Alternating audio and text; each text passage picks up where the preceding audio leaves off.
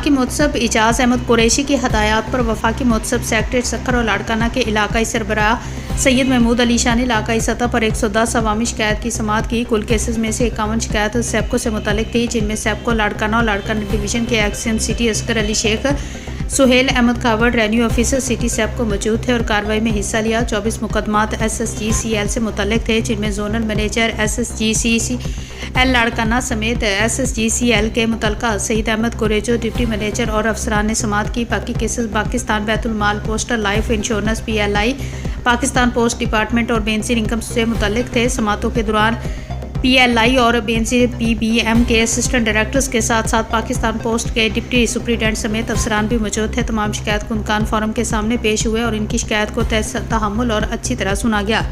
जहां कहीं भी निशानदेही की गई बद इंतजामी की मिसालों को मद्देनजर रखते हुए मुकदमात को कानून के मुताबिक सख्ती से निपटा दिया गया और उनका फैसला किया गया। वफाकी मुतसब सेक्रेटरी ने अवाम को तेज़, शफाफ और मौसर रिलीफ फराहम करने और वफाकी अदारों के एहतसाब को यकीनी बनाने के अपने अज़म का अदा किया।